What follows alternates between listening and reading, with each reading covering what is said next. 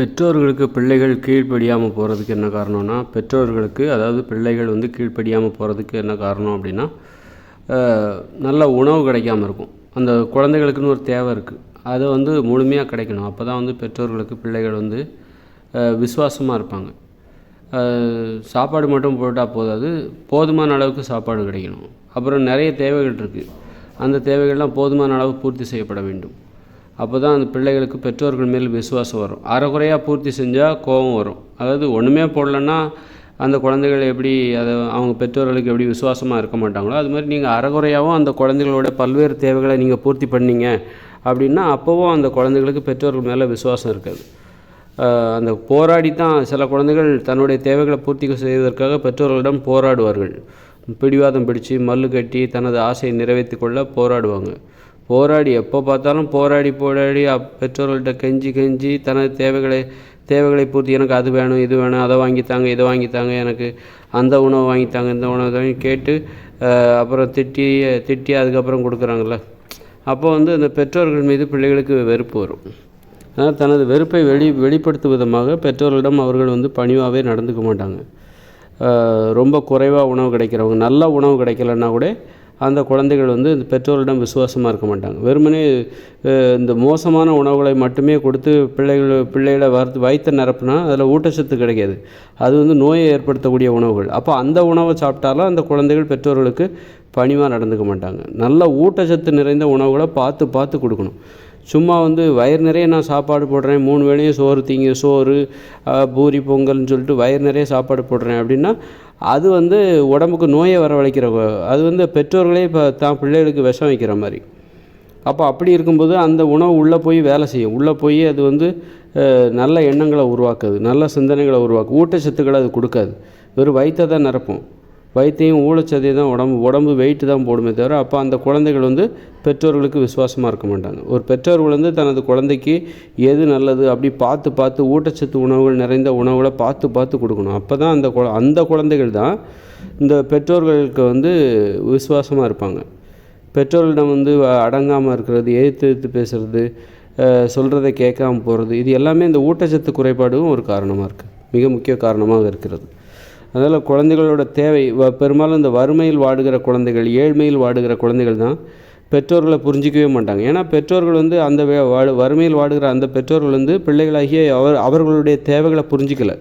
அதுக்கு அவங்ககிட்ட பொருளாதாரம் இல்லாமல் இருக்கலாம். ஆனால் அதை பற்றி அதை தேடி இருக்கணும். அதை பற்றி குழந்தைகள் கவலைப்படும். தன்னுடைய தேவை பூர்த்தி செய்யப்படவில்லை தனது பெற்றோர்களால், அதுக்கு என்ன காரணம் சொல்லப்பட்டாலும் அந்த குழந்தைகள் அதை ஏற்றுக்க மாட்டாங்க.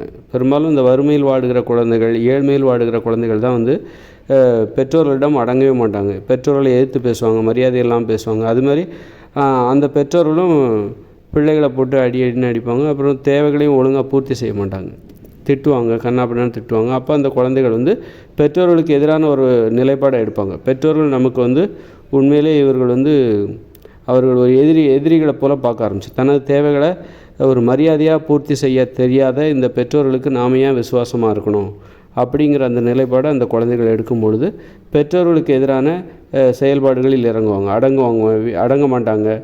ஏதாவது பெற்றோர்களை வெறுப்பேற்றுற மாதிரியான செயல்களில் ஈடுபடுவார்கள். ஒரு நல்ல ஆக்கப்பூர்வமான செயல்களில் ஈடுபட மாட்டாங்க, அழிவுபூர்வமான செயல்களில் ஈடுபடுவார்கள். அதனால் பெரும்பாலும் பெற்றோர்களுக்கு பிள்ளைகள் அடங்காமல் போகிறதுக்கு காரணம் என்னென்னா அந்த வறுமை தான். தேவைகள் தேவைகள்னால் வெறும் உணவு மட்டும் கிடையாது. ஆடை என்பது ஒரு தேவை. வீட்டில் ஒரு தனி இருப்பிடம் வேணும். இப்போ பணக்கார வீடுகளெல்லாம் பிள்ளைகளுக்கு தனித்தனி ரூம் கொடுத்துருவாங்க. அது மாதிரி தனித்தனி இருப்பிடம் என்பது ஒரு அத்தியாவசிய தேவை. அது இல்லாமல் இருக்கவே கூடாது. அதனால் நல்ல சாப்பாடு மட்டும் போட்டால் போதாது. நிறைய நல்ல முன்னேறின வீட்டில், பொருளாதார வசதி உள்ளவங்க வீட்டில் கூட தனியாக ரூம் கிடையாது பிள்ளைகளுக்கு. அது ரொம்ப முக்கியம். எப்படி ஊட்டச்சத்து நிறைந்த உணவு எந்த அளவுக்கு முக்கியமோ அந்த அளவுக்கு தனித்தனி அறை, தனித்தனி வீடுங்கிறது ஒரு குடும்பத்திற்குள்ளே 8 வயசுக்கு மேலே போச்சுன்னா அவனுக்கு தனி வீடு கொடுத்துடணும்.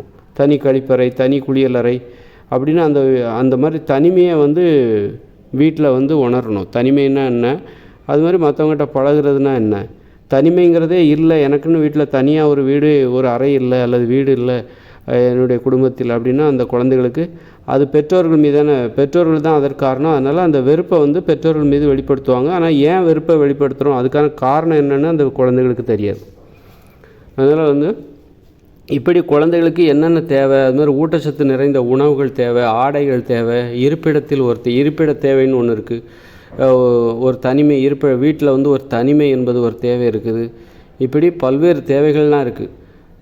அங்கே சுற்றுலா போகணுன்னு சொல்லுவாங்க. அந்த மாதிரி இந்த இயந்திர அறிவியல் உலகில் அங்கே வெளியில் கூப்பிட்டு போங்க, அந்த ஊருக்கு கூப்பிட்டு போங்க, இந்த ஊருக்கு கூப்பிட்டு போங்க, அப்படி நிறைய தேவைகள். அப்போ அதையெல்லாம் அதையெல்லாம் மரியாதையோடு பூர்த்தி செய்ய வேண்டும். அந்த குழந்தைகள் கெஞ்சி கதறி போராடி பெற்றோர்கள்ட்ட அடம் பிடிச்சி பிடிவாதம் பிடிச்சி திட்டி அடித்து அதுக்கப்புறம் வேறு வழி இல்லாமல் அறகுறையாக அந்த தேவையை பூர்த்தி பண்ணாக்கா அதனால் அந்த குழந்தைகளுக்கும் ஒரு அறகுறை விசுவாசம்தான் இருக்கும்.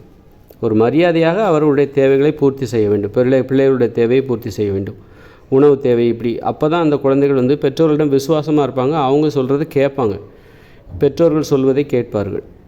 அதுமாதிரி சில வீட்டில் வந்து எல்லா தேவையும் பூர்த்தி பண்ணுவாங்க. ஆனால் ரொம்ப கஷ்டப்படுத்துவாங்கன்னா படின்னு ரொம்ப கஷ்டப்படுத்துவாங்க. 3 மணிக்கெலாம் எழுப்பி விட்ருவாங்க. டியூஷன் அங்கே இங்கே ஓவராக சுதந்திரத்தை பறித்து விட்டு அனைத்து தேவைகளையும் பூர்த்தி செய்வார்கள். இப்போ நட்பு என்பது ஒரு தேவை தான். விளையாட்டு என்பது ஒரு தேவை. குழந்தைகளுக்கு விளையாடணும், 1 மணி நேரம் விளையாடணுங்கிறது ஒரு தேவை. அந்த தேவையும் பெற்றோர்கள் பூர்த்தி செய்யணும். போய் 1 மணி நேரம் விளையாடிட்டு வா அப்படின்னு அதுலேயும் ஒரு கவனம் செலுத்தணும். அப்புறம் நிறைய திறமைகளையும் வளர்த்துக்கணும். ஓவியம் கற்றுக்கோ, போய் அந்த கிளாஸில் போய் ஓவியம் கற்றுக்கோ, அப்புறம் டான்ஸ் கற்றுக்கோ, பாட்டு கற்றுக்க. இதெல்லாம் வந்து அடிப்படையான ஒரு திறமை. பாட்டு கற்றுக்கிறது, டான்ஸ் அடிப்படையாக சும்மா ஒரு 4 பேரோட உட்காந்து ஒரு பாட்டு பாடுறதுக்கு கூட கூச்சம் வரக்கூடாது. கொஞ்சமாவது ஒரு அடிப்படையான திறமை இருக்கணும். அந்த பாட்டு பாடுவதில், டான்ஸ் ஆடுவதில் நாமளும் கற்றுருக்கோம், நமக்கும் தெரியும், நமக்கும் சொல்லி கொடுத்துருக்காங்க அப்படின்னு சொல்லிட்டு இப்படி அடிப்படையான திறமைகள் அதையும் அந்த பெற்றோர்கள் வந்து பிள்ளைகளுக்கு கற்றுக் கொடுக்கணும். ஏன்னா ஆடத் தெரியாமல் பாடத் தெரியாமல் பிற்காலங்களில் பிள்ளைகள் சோம்பேறியாக கூச்சப்பட்டுட்டு கிடப்பாங்க. கூச்சப்பட்டுட்டு தாழ்வு மனப்பான்மையோடு இருப்பாங்க. சும்மா ஆடுவாங்க, சும்மா காட்டுத்தனமாக ஆடுவாங்க. அது எத்தனை குழந்தைகள் அதற்கு தயாராக இருப்பாங்கன்னு சொல்ல முடியாது. நிறைய குழந்தைகள் நமக்கு தான் டான்ஸ் தெரியாது, ஓவியம் தெரியாது அப்படின்னு சொல்லிட்டு எதுவுமே திறமையை வெளிப்படுத்தாமல் தாழ்வு மனப்பான்மையோடு இருப்பாங்க. நமக்கு இல்லை தெரியல, அதுவும் நல்லது தான். நம்ம அதை வரைய வேண்டிய அவசியம் இல்லை, டான்ஸ் ஆட வேண்டிய அவசியம் இல்லை, வேலையில் அதுவும் ஒரு வேலை தானே, அதுலேருந்து தப்பிச்சிக்கிற ஒரு மனம் இல்லை. ஓவியம் வரைய வேண்டிய அவசியம் இல்லை. ஏன்னா நம்ம சின்ன வயசில் ஓவியம் கற்றுக்கல, டான்ஸு கற்றுக்கல, பாட்டு கற்றுக்கல. அதனால் அதெல்லாம் நம்ம செய்ய வேண்டிய அவசியம் இல்லை. விளையாடுவதிலும் நமக்கு ஒன்றும் முக்கியத்துவம் கொடுக்கும். அதனால் விளையாடுவதற்கும் நமக்கு பயிற்சி அளிக்கவில்லை. அதனால் அதிலேருந்து தப்பிச்சிக்கலாம், சும்மா இருக்கலாம் அப்படிங்கிறதுக்கு இதெல்லாம் ஒரு காரணம். ஆனால் மற்றவங்களோட பிற்காலங்களில் தன்னை ஒப்பிட்டு பார்க்கும்போது அந்த பிள்ளைகளுக்கு ஒரு தாழ்வு மனப்பான்மை வரும். நமக்கு பாடத் தெரியலையே, நமக்கு ஆடத் தெரியலையே, நமக்கு ஓவியம் வரைய தெரியலையே அப்படின்னு சொல்லிட்டு அது அவங்களுக்கு ஒரு தாழ்வு வரும். அப்போ வந்து பெற்றோர்கள் மீது தான் அந்த கோபம் வரும். அதுவே வந்து பிள்ளைகள் வந்து இது மாதிரி அடிப்படையான திறமைகளோடு இருக்காங்க, விளையாடுறாங்க, ஆடுறாங்க, பாடுறாங்க, அதுக்கெல்லாம் கூச்சப்படுறதில்ல, மேடை ஏறி தனது திறமைகளை வெளிப்படுத்துகிறாங்க. அப்படிங்கும்போது அதுக்கு காரணம் அந்த பெற்றோர்கள் தான். அப்படிங்கும்போது பெற்றோர்கள் மீது விசுவாசம் வரும். இப்படி பல்வேறு தேவைகள் இருக்குது. பிள்ளைகளுக்கு பல்வேறு தேவைகள் இருக்குது. அந்த தேவைகளை தரமாக பூர்த்தி செய்ய வேண்டும் பெற்றோர்கள். அப்போ தான் அந்த பிள்ளைகள் வந்து பெற்றோர்கள் சொல்வதை கேட்பாங்க. பெற்றோர்கள் மீது பிள்ளைகளுக்கு விசுவாசம் வரும். இப்படி தான் வந்து அப்போது நிறைய ஏழ்மையில் வறுமையில் வாடுகிற பிள்ளைகளுக்கு இந்த மாதிரி பல்வேறு தேவைகள் பூர்த்தி செய்யப்படுவதே இல்லை. வெறும் பள்ளிக்கூடத்துக்கு மட்டும்தான் போவாங்க தவிர வேறு எந்த ஒரு தேவையும், நல்ல உணவு கிடைக்காது, இருப்பிடத்தில் தனிமை இருக்காது. அப்புறம் வந்து ஒரு முறையாக டான்ஸு கற்றுக்கிறது அல்லது ஓவியம் கற்றுக்கிறது, கிளாஸுக்கு போய் ஓவியம் கற்றுக்கிறது, விளையாடுவதற்கான வாய்ப்புங்கெல்லாம் விளையாட்டு மைதானமே இல்லை. இப்படி பல்வேறு நல்ல ஆடை, இப்படி வந்து நிறைய தேவை, சுற்றுலா போகிற வழக்கம் இதெல்லாம் கிடையாது. அதனால் வந்து அந்த குழந்தைகளுக்கு வந்து தனக்கு எந்தவித அனுபவங்களும் ஏற்படுத்தி தராத, எந்தவித தேவைகளையும் சரியாக பூர்த்தி செய்யாத தனது பெற்றோர்கள் மீது அவர்கள் ஒரு கோபத்தோடும் வெறுப்போடும் இருப்பாங்க. அதை வந்து வெளிப்படுத்துவாங்க. அவங்க சொன்னால் எதுவும் கேட்க மாட்டாங்க. அவங்க சொன்னாக்கா எதிர்த்து பேசுவாங்க. அதனால் பெற்றோர்கள் வந்து பிள்ளைகளுடைய அனைத்து தேவைகளையும் முழுமையாக பூர்த்தி செய்யணும், தரமாக பூர்த்தி செய்யணும். அதற்கு இந்த அரசாங்கம் உதவி செய்யணும். அரசாங்கம் வந்து எல்லா செலவுகளும் பிள்ளைகளோட எல்லா செலவுகளையும் பெற்றோர்கள் மீது வைத்துவிட்டு அரசாங்கம் இன்னும் மேலும் பெற்றோர்களுக்கு மேலும் சுமைகளை கொடுக்குது. கல்வியை தனி உடைமையாக்குறது, தனியார் மயமாக்குது. பெற்றோர்கள் எவ்வளோ தேவையை தான் பூர்த்தி பண்ணுவாங்க. உணவு, ஒரு பிள்ளைகளை பெற்றுட்டாக்கா உணவு கொடுக்கணும், அப்புறம் ஊட்டச்சத்து நிறைந்த உணவு கொடுக்கணும், நல்ல ஆடைகள் வழங்கணும், கல்வி, மருத்துவம் எல்லாத்துக்கும் பணம்னா அவங்க எங்கே தான் போவாங்க? என்ன அவங்ககிட்ட என்ன பணம் வந்துக்கிட்டே இருக்கிற ஏதாவது மிஷின் வச்சுருக்காங்க. அப்போது பெற்றோர்கள் தங்களுடைய பிள்ளைகளுக்கு தேவைகளை முழுமையாக பூர்த்தி முடியாமல் போகிறதுக்கு காரணம் என்ன? இந்த அரசாங்கம் தான் காரணம். அரசாங்கம் பிள்ளைகளோட இந்த பெற்றோர்கள் தலையின் மீது ஏகப்பட்ட சுமைகளை, கல்வி கற்றுக் கொடுக்கறது ஓம் பொறுப்பு அப்படின்னு சொல்லிட்டு தனியார் பள்ளிகளை ஆரம்பித்து அதுக்கு அனுமதி கொடுத்து அதுக்கு ஏகப்பட்ட வரவேற்பு. அப்போ கொஞ்சம் பணம் வந்துச்சுனாலே நீ தனியார் பள்ளியில் தான் போய் படிக்கணும், அரசு பள்ளியில் படிக்கக்கூடாது அப்படிங்கிற. அப்புறம் மருத்துவமனை, நல்ல மருத்துவமாக அது உனக்கு தனியார் மருத்துவமனையில் தான் கிடைக்கிது. இப்படி இப்படி நிறைய சுமைகளை பெற்றோர்களிடம் விட்டு அரசாங்கத்துக்கு எனக்கு இதுக்கு சம்மந்தம் இல்லை, உங்கள் பிள்ளையாச்சு நீங்கள் வளர்த்துக்கோங்க அப்படின்னு சொல்லிட்டு அரசாங்கம் பொறுப்பில்லாமல் இருப்பதால் தான் பெற்றோர்களுக்கு மிகப்பெரிய சுமையாக பிள்ளைகளை வளர்ப்பது என்பது மாறிவிடுகிறது. அப்போ தான் அவங்க என்ன பண்ணுறாங்க, பிள்ளைகளை பார்க்கும்போது அவங்களுக்கு வெறுப்பு. ஒரு நாள் தானே எனக்கு இவ்வளோ செலவு அப்படின்னு சொல்லிட்டு உனக்கு படிக்க வைக்கணும், நான் மருத்துவமனைக்கு கூட்டு போகணும், அப்புறம் உனக்கு தேவையான உணவு, அப்படி அந்த செலவு இந்த செலவுன்னு ஏகப்பட்ட செலவு. அப்போ நீ ஒழுங்காக இல்லைன்னா நான் உன்னை அடிப்பேன், ஏன்னா உன்னை நம்பி இவ்வளோ செலவு பண்ணுறேன், நீ அதுக்கு தகுந்த ஒரு எதிர்பார்ப்பு எங்களுடைய எதிர்பார்ப்பை நீ பூர்த்தி செய்யணும் அப்படின்னு சொல்லி பிள்ளைகள் மீது ஏகப்பட்ட எதிர்பார்ப்பு. பார்க்கும்போது அந்த பிள்ளைகள் அதுக்கு தகுந்த மாதிரி நடக்காத போது பிள்ளைகளை அடிப்பாங்க, திட்டுவாங்க. நீ ஒழுங்காக நடந்தே ஆகணும், உன்னை நம்பி இவ்வளோ செலவு பண்ணுறோம் அப்படின்னு சொல்லிட்டு பிள்ளைகள்கிட்ட ரொம்ப எதிர்பார்ப்பு வச்சுக்கிட்டு அது பிள்ளைகள் மீது பெற்றோர்களுக்கு ஒரு வெறுப்பை வர வைக்குது. பிள்ளைகளுக்கும் பெற்றோர்கள் மீது ஒரு வெறுப்பு வர வைக்குது. அரசாங்கம் தான் இந்த பிள்ளைகள் பெற்றோர்கள் ஆகிய இருவருக்கும் இடையான உறவுமுறை மோசமாக போவதற்கு அதுதான் காரணம், அரசாங்கம் தான் காரணம். பிள்ளைகள் பெற்றோர் சொல்லை கேட்பது குறைவு, அடங்காமல். அது மாதிரி பெற்றோர்களும் பிள்ளைகளிடம் எப்படி அவருடைய தேவைகள் அனைத்தையும் பூர்த்தி செய்ய முடியாமல் போவது, இதுக்கெல்லாம் அரசாங்கம் ஒரு மிக மிக முக்கிய காரணம்.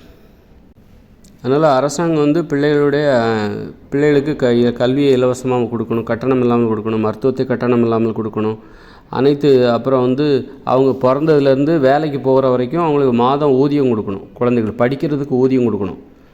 ஏன்னா அதாவது ஊதியம் கொடுத்தா தான் ஒரு வேலையை செய்வாங்க. ஊதியமே கொடுக்காம ஒரு வேலையை செய்யணும்னா படித்து முடிச்சு நாளைக்கு வேலைக்கு போக தான் போகிறாங்க. வேலைக்கு போனால் அப்போ அந்த வேலையை செய்கிறதுக்கு சம்பளம் கொடுக்குறாங்க. அப்போ அந்த அந்த திறமை எப்படி இவங்களுக்கு பள்ளிக்கூடத்தில் போய் படித்ததுனால தான் வந்தது. அப்போ படிக்கும்போதே இவங்களுக்கு ஊதியம் கொடுக்கணும். ஊதியம் கொடுத்து நீ படி அப்படின்னா யாருமே படிக்க தான் செய்வாங்க. ஒரு சம்பளம் கொடுத்து வேலையை இப்போது சம்பளம் கொடுத்து நீங்கள் வேலை வாங்குறீங்க அப்படின்னா யாருமே வேலை செய்யாமல் ஏமாற்றலாம் மாட்டாங்க. அந்த வாங்குகிற சம்பளத்துக்கு உண்மையாக இருக்கணும் அப்படின்னு தான் நினைப்பாங்க. அப்போ தான் அந்த வேலை நமக்கு தக்க வைக்கப்படும். அப்போ படிக்கிறதும் ஒரு வேலை தான், படிக்கிறது ஒரு வேலை. அப்படிங்கும்போது ஒரு ஆரம்பகட்ட தொழிற்பயிற்சி நிலையம் படித்து முடித்தா தான் நாளைக்கு ஒரு தொழிலை நீ செய்ய முடியும் அப்படின்னா படிக்கிறதும் ஒரு ஆரம்பகட்ட தொழிற்பயிற்சி நிலையம் தான். அப்படிங்கும்போது ஒரு 5ஆம் வகுப்பு வரைக்கும் தான் அடிப்படை கல்வி. அதுக்கு மேலே நீ கற்றுக்கிறது எல்லாமே கூடுதலான பிற்காலத்தில் நீ செய்ய போகிற தொழிலுக்கு தேவையான ஒரு கல்வி தான். அப்படி இருக்கும்போது அந்த தொழிலுக்கு உனக்கு சம்பளம் கொடுத்தாகணும். அரசாங்கம் பிறந்ததுலேருந்து கொடுக்கணும். உன்னுடைய செலவை அரசாங்கம் தான் ஏற்றுக்கணும். அரசாங்கங்கிறது யார்? அவங்களுக்கும் மக்களுக்கும் எந்தவித சம்மந்தமும் கிடையாதா? மக்களுக்கு ஏன் அவங்க செலவு பண்ணணும்னு கேட்கக்கூடாது. அரசாங்கத்துக்கு மக்கள் தான் அரசாங்கம், மக்கள் தான் அந்த அரசாங்கம் என்கிற அமைப்பை ஏற்படுத்துகிறார்கள். அதனால் மக்களே தாங்களே ஒரு எளிமையான வாழ்க்கைக்கான ஒரு ஏற்பாடை செய்து கொள்வதற்காகத்தான் பிள்ளைகளுடைய அனைத்து செலவுகளையும் பிறந்ததுலேருந்து படித்து முடித்து வேலைக்கு போகிற வரைக்கும் பிள்ளைகளுக்கு தேவையான அத்தனை செலவுகளையும் அந்த அரசாங்கம் தான். சாப்பாட்டு செலவு, படிப்பு செலவு, பள்ளிக்கூடத்திலே உணவு வழங்கப்பட வேண்டும், நல்ல உணவு வழங்கப்பட வேண்டும், இப்படி அனைத்து தேவைகளையும் அரசாங்கம் தான் பூர்த்தி செய்ய வேண்டும். படிப்பதற்கு ஊதியம் கொடுக்கப்பட வேண்டும். இப்படியெல்லாம் பெற்றோருடைய சுமையை குறைக்கணும். கல்வி மருத்துவம் இலவசமாக கொடுக்கப்பட வேண்டும், கல்வி இலவசமாக கொடுக்கப்பட வேண்டும். இதன் மூலம் பெற்றோருடைய சுமை குறைஞ்சிரும். அப்போ தான் பிள்ளைகளை பார்க்கும்போது ஒரு சுமையாக பார்க்க மாட்டாங்க, வெறுப்பாக பார்க்க மாட்டாங்க. இவனால் தானே இவ்வளோ கஷ்டம், தன்னுடைய சுதந்திரத்தெல்லாம் தியாகம் பண்ணிக்கிட்டு பிள்ளைகளை வளர்ப்பதற்காக ஒரு தியாகி போல் மாறிடுறாங்க. அப்போ தான் இங்கே பிள்ளைகளை வளர்க்க முடியும், நல்லா பார்த்துக்க முடியும். பெற்றோர்கள் தன்னுடைய சந்தோஷம்தான் முக்கியம் அப்படின்னு நினச்சிருந்தா பிள்ளைகளை வளர்க்க முடியாது. அதனால் ஒரு தியாகியாக மாறி தனது இன்ப துன்பங்களை தியாகம் செய்துவிட்டு பிள்ளைகளுக்காகவே வாழ்ந்தால் மட்டும்தான் அவர்களை வளர்க்க முடியும். அப்படிங்கிற அளவுக்கு பெற்றோர்களுக்கு கடுமையான நெருக்கடி. அது பிள்ளைகளுக்கும் பெற்றோர்களுக்கும் இடையான உறவு முறையில் ஒரு வெறுப்பை வளர்க்கிறது. அதனால் பிள்ளைகள் பெற்றோர்கள் சொல்வதை கேட்பதில்லை. பெற்றோர்களும் பிள்ளைகளிடம் கனிவாக நடந்து கொள்வதில்லை. திட்டுறது, அடிக்கிறது. அப்படி இருக்கும்போது பிள்ளைகள் அதற்கு எதிரான பிள்ளைகள் வந்து அவமானத்தோடே வளர்கிறாங்க. படிக்கிற காலத்தில் ஒரு வேலைக்கு போகிற வரைக்கும் அவங்க அவமானத்தோடே வளர்கிறாங்க. எப்போ சம்பளம் வாங்குகிறாங்களோ அப்போ தான் அவங்களுக்கு அவமானம் இல்லாமல் போகிறது. அவமானத்திலிருந்து விடுபடுகிறார், ஒரு அவமான வாழ்க்கையிலேருந்து விடுபடுகிறார்கள். எப்போ உழைச்சி சம்பாதிச்சு ஒரு பணத்தை கையில் வாங்குகிறாங்களோ அந்த சம்பளமாக கையில், அப்போ தான் அவங்களுக்கு வந்து ஒரு அவமான வாழ்க்கையிலேருந்து அவர்கள் விடுபடுகிறார்கள்.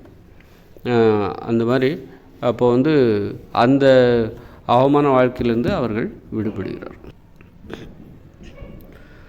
பிள்ளைகள் படிக்கும்போதே அவமானத்தோடு தான் படிக்கிறாங்க. அவமானத்தோடு தான் அவங்க படிக்கிறாங்க. வீட்டில் பெற்றோர்கள் திட்டுறாங்க, சம்பளம் கிடையாதுல்ல, அவங்களுக்கு ஒன்றும் ஊதியம் கிடையாதுல்ல, பெற்றோர்கள் வந்து அவங்களுக்கு வந்து செலவு பண்ணுறாங்க. அப்போ நம்ம வந்து 5 10 பெற்றோர்களிடம் கையேந்தி நிற்க வேண்டிய நிலைமை. அதனால் படிப்புக்கு ஊதியம் என்பது அரசாங்கம் கொடுக்கறதில்ல. அதனால் அவமானத்தோடையே படிக்கிறாங்க.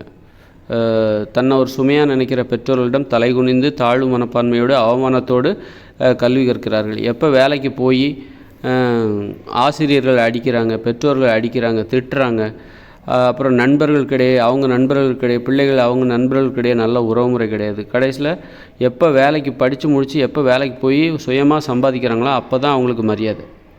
அப்போ தான் மரியாதைன்னா என்னென்னே உணர்றாங்க. அவமான உலகிலிருந்து அப்போ தான் வெளியே வராங்க. அப்போ வந்து படிக்கும்போதே அவங்களுக்கு சம்பளம் கொடுத்தா அவங்க மரியாதையோடு படிப்பாங்க.